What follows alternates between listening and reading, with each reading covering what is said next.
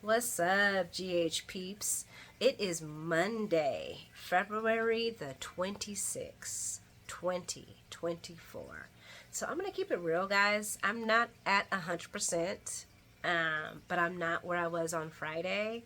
I don't know what's going on with my body right now. It's all confused with the warm weather because it thinks that it's spring.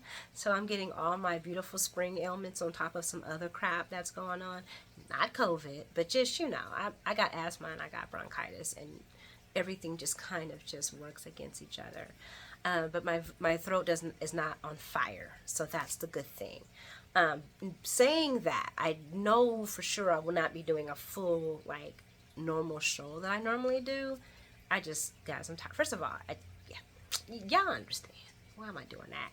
But I'm going to call this show Cliffhangers because there were a lot of cliffhangers. So let's get into it, guys, because GH was given. So we're at the Metro Court and we're in Blaze's hotel suite. And her and Christina are having the afterglow of their first night together. And Blaze doesn't want it to end. She wants to spend the day. She wants to hang out. She wants breakfast in bed with her and her girl. And of course, Christina wants eggs Benedict and hot fries. And I said to myself when she said that, oh, bless your heart, girl. When you get a little bit further along, boo boo, that hot food ain't gonna do you no good. Okay? I don't know. It might be some women that can eat hot food during their pregnancy, but I ain't met one. At the beginning, yeah, it's fun. At the end, highlight Christina looking at the ultrasound, gazing at the picture, touching the baby's elbow. Beautiful moment if it was her baby. It's not her baby. Not her baby at all. Not her baby at all. And you guys might not agree with that. You might be like, well, that's her niece, that's her nephew. No, no. And this is why you don't do this, especially if you haven't had any kids. You don't know how to separate that connection. Not saying that women have had kids, no, but I don't know. I just, highlight moment. Y'all let me know what y'all think about it. But anywho, as she is in the bed looking at her baby's pictures, niece and nephew, whatever y'all want to call it, Mama Ramirez has entered the building, honey. Basically the door to the hotel. And now she's entering. Of course, Blaze is getting out of the shower. And she's talking about them eating. I'm so happy she didn't say anything else. Like, afterwards, because she says to them, after we're done eating, we can... She looks up and is like, Mama. And she's like, Allison. And she's like, what are you doing here? And she's like, what is this lady doing here? And I'm like, oh my goodness. Oh my goodness. First of all, Mama Ramirez is beautiful, okay? I can't think of that actress's name, but she's gorgeous. And I'm looking forward to seeing what's going on with that when she was like, Miss. It's Miss Ramirez. I'm like, oh, okay, so you're single. John? Maybe not John. Maybe Sonny. I don't know. We'll see. You know I'm always trying to put people together, guys. But anywho, Christina quickly makes up a story about it being, they had a girls' night last night and, got too late and they just all decided to crash there. And Mom's like, okay, well, Allison's like that. She's good like that. And Christina, heads to go get dressed because awkward. This is not how you want to meet your moms. This is not how you want your mate to meet your mom or your mom to meet your mate is in bed. You never want your mom to meet your mate in bed. Never. But I guess this is how it's going to go down. Because Blaze asked Christina not to leave because she has something to talk to her mom about. And she tells her mom that she's been lying and that her mom don't really be hearing her when she be trying to tell her stuff. And they kind of played to that when her mom brought these sandals that was non-vegan and the coconut stuff that she don't like because of the texture, which Christina said that she didn't like. And her mom's like, I know my daughter. But no, you don't. You don't know her at all. Turns out you're about to find out, though. About to fuck around and find out. Because Blaze is like, Christina lied about her just being my friend. We're more than that. So cliffhanger is Blaze telling her mother that she is gay. So we're going to see how that all plays out. Mama Ramirez is going to be like, girl, I already knew you were gay. I'm just waiting for you to come out yourself. And be mad because she lied to her for so long. Or is she going to be like, oh, what? I can't believe this. My daughter? Not my daughter. You did this to her. Tell me that to Christina. We'll see.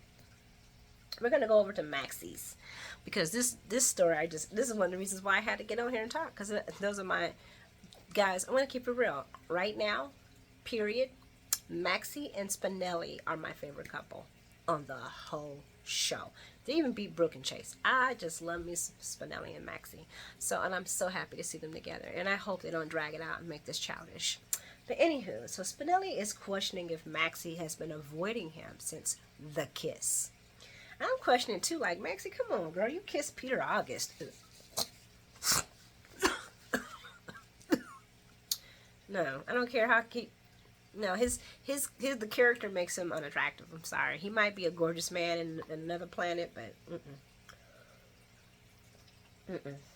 his character ruined it. But anyway, and Sonny shows up, and he's looking to hire Spinelli for some work. And he's like, wow, you're a hard man to find, Spinelli. And they catch up about him being there and about the busted plumbing pipes. And, of course, Maxie heads off because there's a craft fair, and she probably is trying to avoid Spinelli in some frame.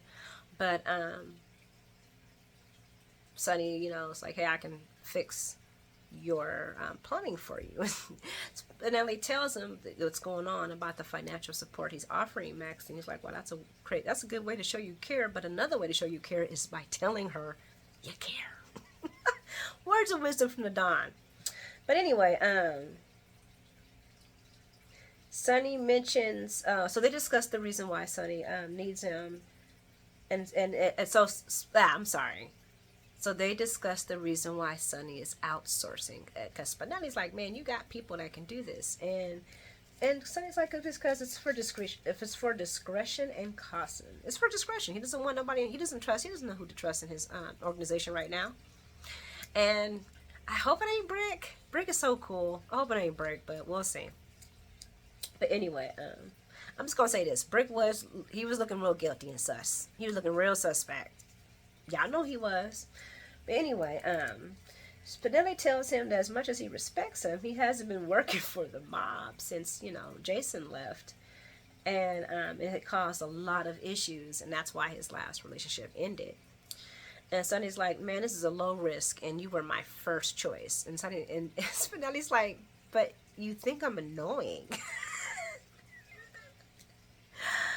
Yo, it's Sonny. Oh my gosh. She's like, yeah, I complained about you to Jason all the time. I'm like, oh my gosh, dude, you are so much. You really are going to say this to this man's face? The balls on this man. The balls. And, but Jason always said that you were the smartest person in the room, and that he trusts you with his life, and that's good enough for me. And then he continues with this. Jason had zero patience for fools, but he put up with you. I was like,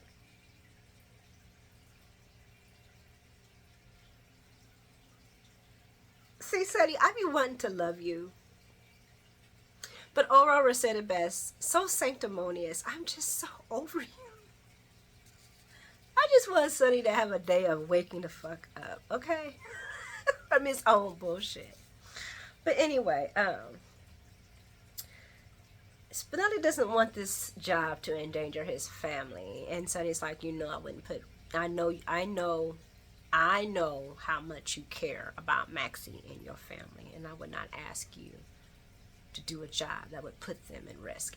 And I gotta say, as much as he's not the greatest of protecting people, I don't think he would put Spinelli, even though this is kind of, yeah, I guess in a way he is kind of putting Spinelli, unless the guy's a tech wizard, which I wouldn't be shocked. They always make him super like all things until they get caught and then they're on something stupid. But, I don't know. Anyway, I hope he's not putting Spinelli in danger, because I want him with Maxie. And he walks out, because Spinelli's going to do the job. Because Sonny needs to know right now if he can do it. And of course, Spinelli takes the job. And so he's out. So then Maxie comes back.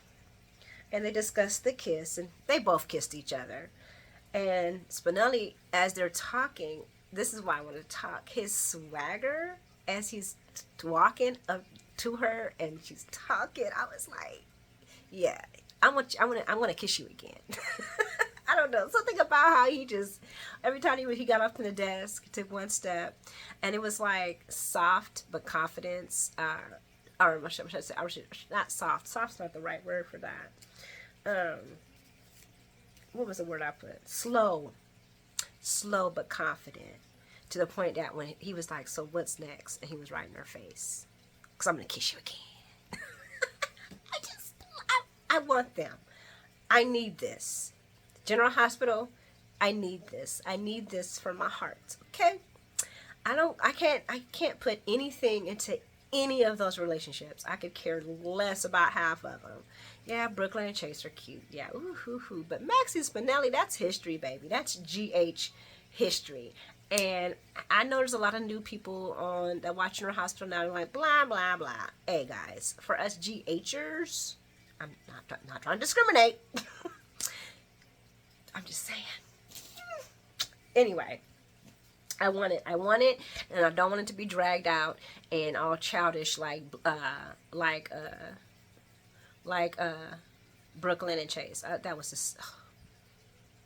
I'm even liking how the slow court was Sasha and Cody, because it's realistic. You know what I'm saying? That girl just lost too damn much. But anywho, let's go on over to Bobby's. And we got Mr. John Cates. And he's and he's surprised that Carly is getting her hands dirty. And Carly's like, well, shit, I gotta do what I gotta do. And he tells her that he's in town for work and that he's an FBI agent, John Cates. And she's like, oh. And I'm gonna tell you right now, Carly earned my heart. She earned number one. She was number one. Out of everybody that was today, that's my girl.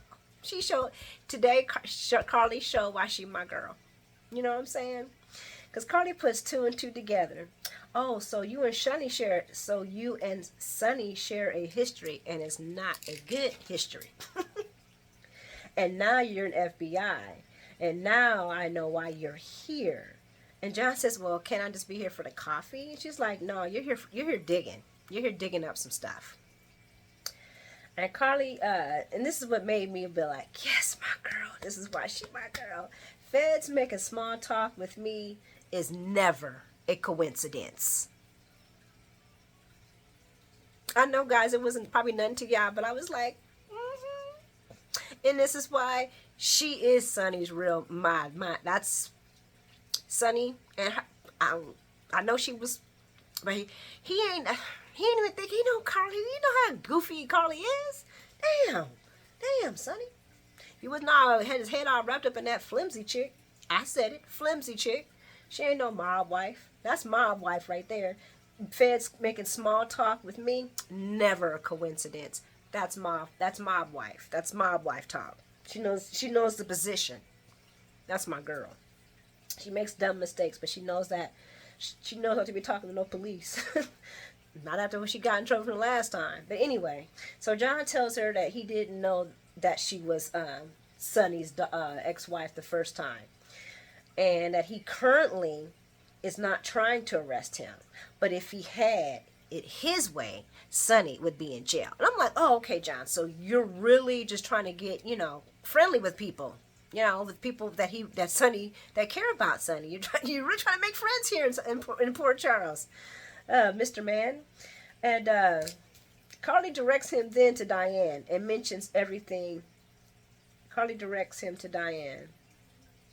Oh, and then she brings up everything that Sonny had did for Stone.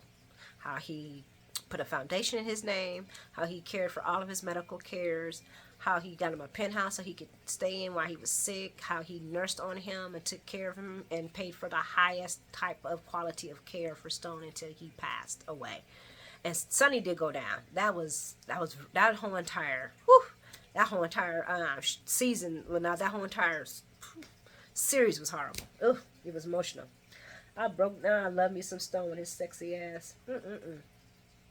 Even if he was dating no goody two-shoe Robin. Ugh, can't stand Robin. It's goody two shoe. But I'm getting off subject, guys. I'm sorry. So, John feels like Sonny was buying. He said, so that bought Sonny's redemption. And Carly's like, no, he's a good man. He's a good man. You know what I'm saying? But Carly tells John about Morgan's middle name being Stone. And John says that his son's name was Stone. Now, guys, that got me. This is why I brought that part up. Because he said his son's name was Stone. And I don't, there's no mention of the child Stone being gone. He has autism. He ain't dead. Y'all let me know if I misheard that. My ears should be clear. The pressure wasn't crazy a couple of days ago. But I think my hearing should be good. He said was. And I'm like, what do you mean was? The kid gone? What's going on? So y'all let me know. Was that just a slip of the script? But anyway, Carly brings up the irony that these two enemies have and hatred they have for each other, but they have the both commonly named and loved Stone and named their children after him. And that's when Johnny tells Carly that he's actually here to protect Sonny, and he tells her about the mob hits, which she didn't know about, and that he needs the law's help if they're going to catch this killer. And Carly's like, are you going to catch him before or after Sonny's dead?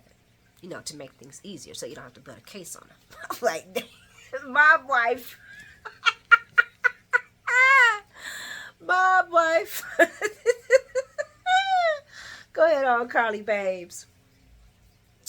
And John says that he will do everything within his power to make sure that he's safe. But, and this is what got me, guys. He brings up if he is involved in the investigation and allegations of racketeering, then he will go to jail, and I'll pursue it legally. I'm not gonna be a criminal to put down a criminal. And Carly's looking like, oh, aren't you just so self-righteous? What she was saying? Aren't you just so high and mighty? Oh, and she says the man that you call a criminal is the man that I call a friend, an honorable friend. That's not how she said it, but I'm gonna wrap it up like that. And she and she lets him know. And by the way, you drinking Corinthos coffee, bitch. She walks off. And of course, John apologizes to her about upsetting her. And I felt for my girl because she was hurt. She understood why, Sonny's mad at her right now. She understands that. But the fact that they are in danger and the danger that John Gates is talking about and that she doesn't know about it, that hurt her. I know that had to hurt. Because that's her children. And she has the right to know what's going on with her kids. And she replays the convo about her telling Drew that she was done with Crimson. And she says to herself, you're not the only reason I'm upset, and that I'm sick of not being considered. And that's when Drew walks in. And I wondered if she's saying, I'm sick of not being considered about the Sonny not telling her what's going on too about the danger stuff. I don't know. We'll find out. Cliffhanger. What's going to happen with Drew and Carly? Is she going to forgive him? Should she forgive him? I just want her to walk and Drew go to get some post-traumatic stress help. So we're going to run over to Ava's gallery. And this actually was one of my favorite scenes. Yeah, it didn't be Spinelli and Maxie, even though we really didn't get a lot of Spinelli and Maxie. And maybe if we did, that's all I would have talked about was them. But no, honey. Ava, I just love how Ava be dropping facts on Nina. Because it doesn't seem like, I guess everybody drops facts on Nina, but she really don't give it. But I love when Ava does it. Because it's coming somewhat from Ava's heart. But anyway, let's talk about it, guys. So Nina tells Ava that she is about to lose Sonny for good. And Ava was like, oh, I got so much to do, girl. I got this to do, that to do. And Nina's like, well, damn. She's like, okay, what's going on? Last time I heard you and Sonny were kind of in a standing position. What's going on? And she's like, he served me with divorce papers. And Ava's like, oh, well, that's not surprising. You know what, guys? I'm going to say this. You want to have a best friend? Have a best friend that will tell you the truth like Ava. Now, I'm not saying have a best friend that is Ava. What I'm saying is have a best friend that will tell you the truth like Ava. Because Ava ain't doing nothing but telling Nina the truth. Okay? That's all I'm saying. And Nina says she hates that Sonny's facing all of these challenges alone. And I'm saying to myself, oh, he's really not facing anything alone. He has your best friend to confide in. Because that's all. Come on, guys. I see Ava. Well, you know, you got me. You know, you got me. Every time Sonny says he doesn't have anybody. Well, you know, you got me. I got your back.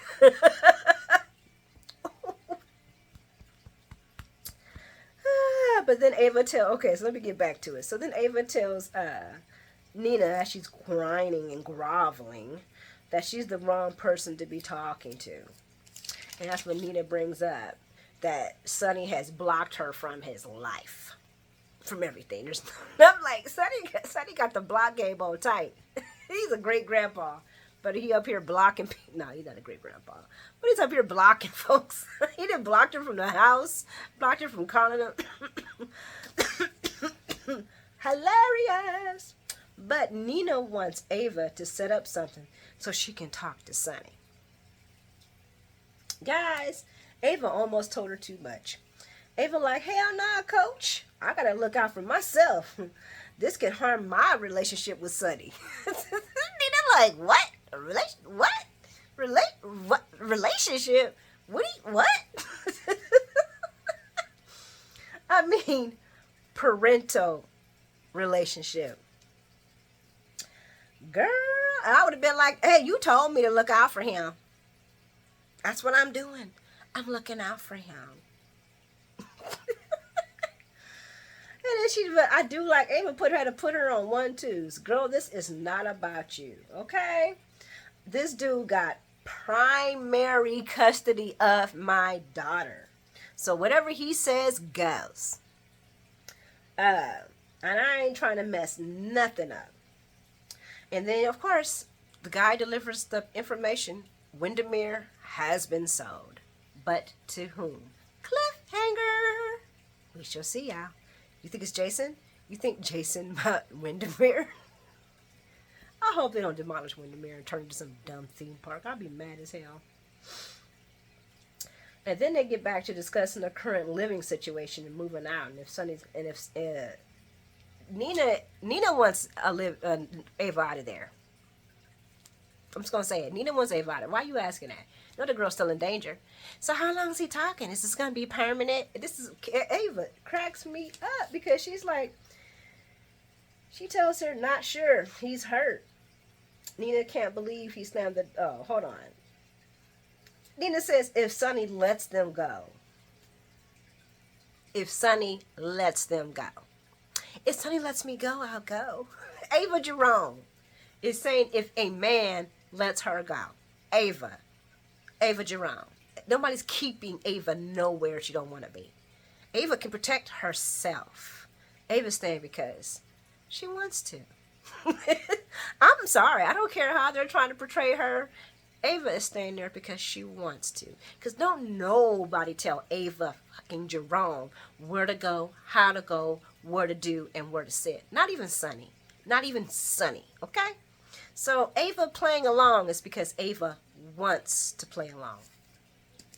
But anywho, Nina can't believe that Sonny slammed the door in her face. When Ava was talking about Sonny's anger issues, I know I lived it. What did you live? All he did was slam the door in your face. He didn't throw the bar down. He didn't break the good fine dining, the fancy glasses. He didn't throw stuff and call you all kinds of bitches and hoes and skanks and all kinds of. He didn't do anything at all. But you lived it. Oh my God, Nina, you're such a But anyway, Ava tells Nina that he's hurt, but that means that he loves you. That to to me sounded like the worst homegirl advice you could ever give your homegirl. And y'all heard that before. Girl, he's still thinking about you. That means he loves you. Girl, he ain't blocked you yet. That means he loves you. Girl, well, you know, yeah, he cares about her. I'm not saying, first of all, guys, don't come for me. I am not saying that Sonny does not love Nina. I'm making a mockery of Ava saying the reasoning why. Sound like a bad homegirl advice to me. But anywho, moving along. Ava does mention Dex, and I was not happy about that. I was like, damn, Ava, shut your fucking mouth. What the hell's wrong with you? Did she do it on purpose? I don't know. Maybe she wanted to give Nina something to feed on. But we don't know if she told Nina what's going on with Dex about the whole entire Michael and Carly situation. We don't know. I would not be surprised because Ava does not give a damn about either one of those people. So I could see Ava definitely throwing Dex, and them in the wood chipper. And that could be something Nina could use to talk to Sonny about, to try to get back in his good graces, or she could use that against Carly to throw up in her face. Anyway, that's what Nina mentions, that Ava knows more about her husband than she does. I was like, facts, Sorola. Facts. Yes, she does. That's his new confidant. Or, I'm sorry, confidant. And he wants to end their marriage. If he wants to end my marriage, he should say it to my face. And that's when Mr. Don Juan himself walks in. Well, here I am. How's it going, little ladies? And that's when Nina, my words, not anybody else, starts groveling. Yes, guys. Remember when Valentine told her you're too much of a woman to be groveling? And she says, me? Never. She's groveling now. Sonny, I just,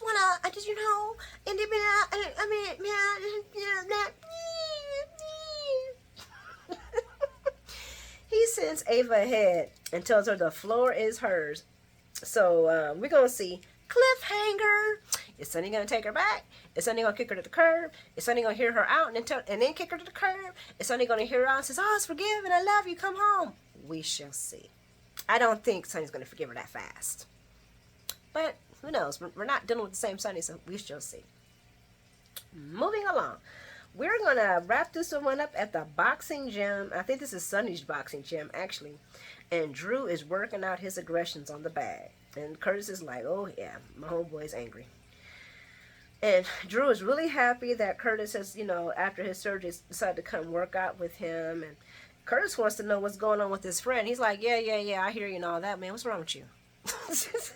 You beat the hell out that bag. And, guys, I'm just going to sit there and say, watching these two, I really miss the real Drew. Billy Miller. Him, Billy, and Donnell. The garbage scene where they were in the garbage looking for, I forgot what they were looking for, some evidence or something, some Chinese bag. Man, they were so... I'm not hating on Cameron. He's just not Drew to me. And I'm not saying that because there can never be a Drew. Hell, I'm okay with the new, Adam was not a bad, Adam was, I can't believe I'm saying this. I like the other guy, but Adam, I actually liked him as Nicholas. I would like to see Adam on a different side of Nicholas than the soft side. I did like to see how he did that. That was believable. But I would like to see him play Nicholas in all of his glory before I'm really won over. But I'm just going to say Drew Cameron's not doing it for me for Drew at all. And he's just not believable. But moving along, it's not his fault. It's how they're writing him. Or maybe it's his fault because he's Ryan Lavery to me. And that could be it. But Curtis wants to know what's going on with his friend. And Drew tells Curtis that he has changed since he's got out of prison. Curtis, of course, understands that. Prison changes men. And he's holding on to the Nina thing. Now, this is why I want to talk about this. Because surprisingly, Curtis is like, I don't blame you. If that would have happened to me, I'd be mad as hell. Yeah, she's my friend, but that was dog. That was not good, man. That was not cool at all. That was not cool, dude. And he admitted, that he would be mad too. And he's like, what, Carly don't understand that? And Drew tells him, no, no, no, she understands that. She's not trying to tell me how to think. She's just concerned with my behaviors and getting through this and moving on. And Curtis is like, well, you're not? And he's like, nah, man, I'm not. I'm not moving on. I'm not moving on and on. I'm following Nina around being a petty little vengeance man. He says, no, but I'm trying to focus on the message that I'm nobody's bitch. Okay, he said victim. But I think what he really was trying to say is I'm nobody's bitch. And I feel like he kind of thinks that he feels maybe that he was, especially after, Victor holding him there for so long.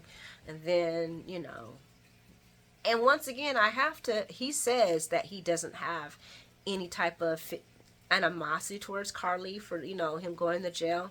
But I think really deep down he does. He's even said to Curtis, it was my choice. I chose to make the deal with the judge. I chose to do this. I chose to do that. But yet, and Carly, and he tells Drew too that, I mistakenly said that to Carly and made her think that I was really throwing shade. And he's like, well, you're not throwing shade? He's like, no, man, it was on me. It was on me. And I'm like, I don't know, Drew. I think you are throwing shade towards Carly because of it. I don't think you're being honest with your feelings. But anyway, Curtis does tell him, Curtis does bring up the anger and the fact that Drew is having a hard time letting it go. And he shares the fact that that's how he felt about after he got shot. And he was very angry. But him and Portia are working through. And this is another one that I wanted to talk about because I was like, I don't like this. I did not like this part at all. Okay? I mean, I didn't really like, I'm going to be real. They're great actors. I'm just not feeling Drew. Not as being Cameron as being Drew, but he's just not, to me, I just don't feel the Drewness. And watching Billy Miller and with Donnell together, the chemistry was just off the chain. But anyway, Curtis says because of his surgery, he was able to reconnect with Portia. And he thought that he would never have that again. And I'm like, what the fuck, GH? So you're saying that people that are in wheelchairs don't have sexual lives? Oh my gosh. I'm sorry. I would be mad. I'm mad. I didn't like that. I did not like that. And I know a lot of people who say, I don't care about it. I want to see that. That's real life. And if we're going to have to watch all these other real life stupid stories, then that's real life. And I would have liked to see a healthy sexual man, wheelchair or not, there's plenty you can do, boo. And the fact that you denied her from anything else, okay, so let's say that everything ain't working. There's other things that you can use. This is PG, even though this is the late night show. And maybe if we were on live, I'd probably say a lot more about this topic. But I'm a good woman, so I'm not going to go there. But there's a lot more he can do. And I just felt like this was a discredit to people in the wheelchair. And I'm not saying that that's the only thing they can do, too. There is ways around everything, honey. And since we never really knew how Donnell's or Curtis's paralysis was, how much of it affected his lower extremities, was it full, there was nothing, was it something? Because sometimes they can have where certain things still work just fine. No, he may not be able to, but everything works just fine. So I felt like it was discredit. I was irritated by that. I was very, very irritated by that. I was just like, so if you never would have had the surgery, Portia just would have never gotten it.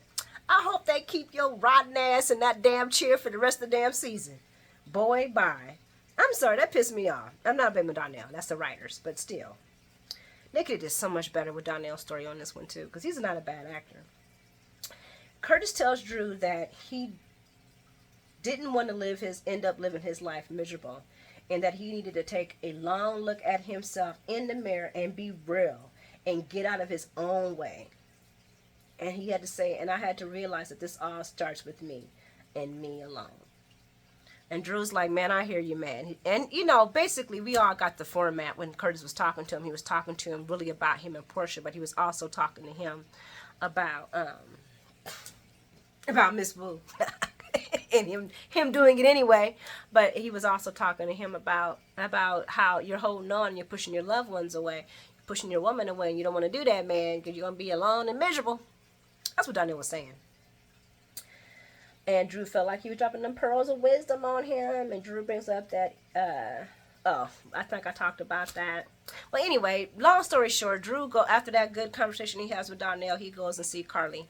Cliffhanger. We get to see if she takes him back. She probably will, because she feels guilty for what happened to him. So I'm pretty sure she will. And I'm pretty sure Drew's going to keep on his little vengeance thing with Nina until Carly just gets so fed up she's going to walk. And we know that Jason Morgan will be on the show in the next week. Is it week and a half? I don't know. The 4th is around the corner because it's the 26th. So, and we have what? It's a leap year month. So the next 2 weeks? No. Let me look at the calendar. Nah, I'm not going to waste my time looking at the calendar. Anyway, guys, thanks for hanging out with me. Thank you so much. I hope you guys have an amazing night. I hope you have an amazing morning. You're all amazing. And thanks again for everybody coming to check in on me. I am about to get off of this thing now because I feel a hot flash coming on. I don't know. It might be a fever. I don't know. I thought I was feeling better. I don't know. But y'all guys have a good night. I'll see you tomorrow. Mwah.